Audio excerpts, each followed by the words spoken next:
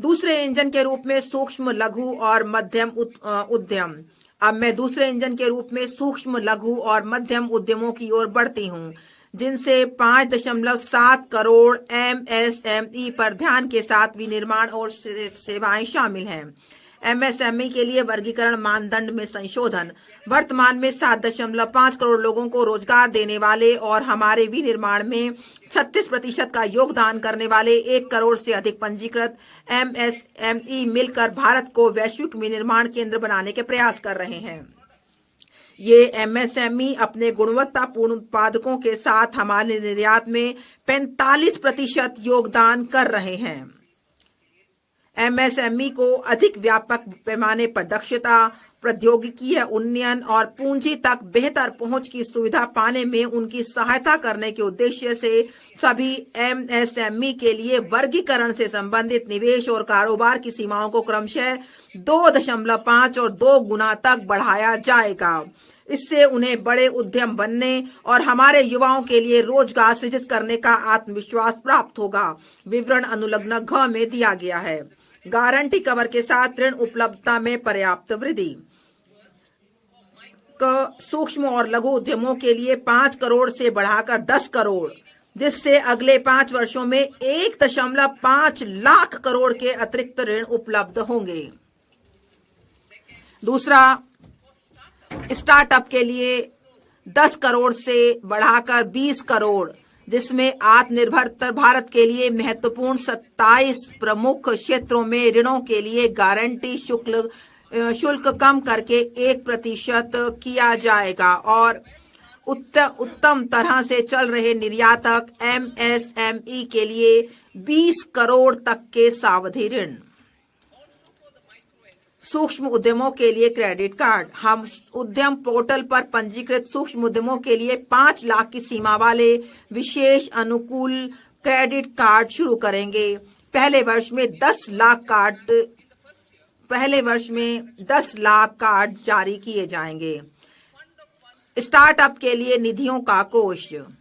Startup के लिए वैश्विक निवेश निधियों AIF को 91,000 करोड़ से अधिक की प्रतिबद्धताएं प्राप्त हुई हैं। इन्हें 10,000 करोड़ के सरकारी अंशदान से स्थापित निधियों के कोष की सहायता प्राप्त है। अब विस्तारित कार्यक्षेत्र और 10,000 करोड़ के नए अंशदान के साथ निधियों के नए कोष की स्थापना की जाएगी।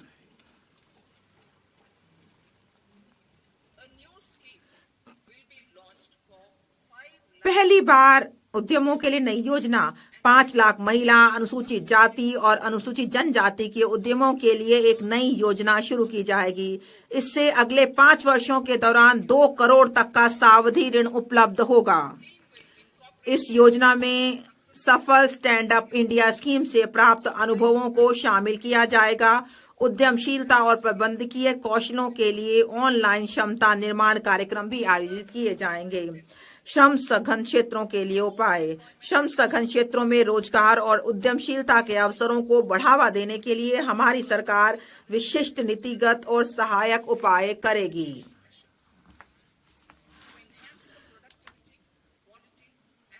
भारत के फुटवियर और लेदर क्षेत्र की उत्पादकता, गुणवत्ता और प्रतिस्पर्धात्मकता बढ़ने हेतु फोकस उत्पाद स्कीम कार्यान्वित की जाएगी।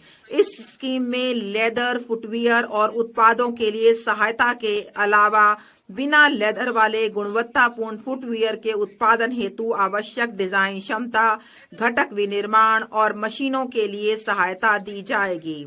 इस स्कीम से 22 लाख व्यक्तियों को रोजगार मिलने और 4 लाख करोड़ का कारोबार और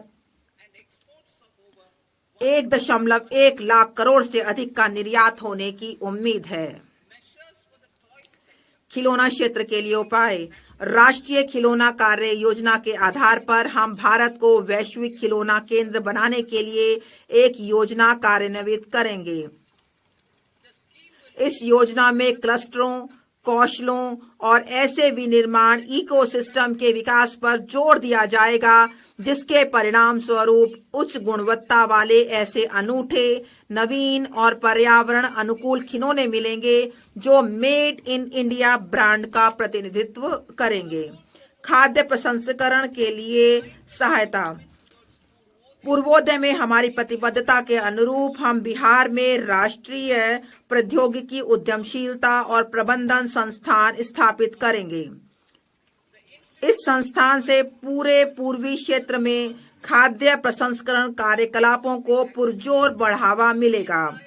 इसके परिणाम स्वरूप 1. किसानों के उत्पादों के मूल्य संवर्धन के माध्यम से उनकी आमदनी बढ़ेगी और 2. युवाओं को कौशल प्रशिक्षण, उद्यमशीलता और रोजगार के अवसर प्राप्त होंगे। विनिर्माण मिशन, मेक इन इंडिया को आगे बढ़ाना।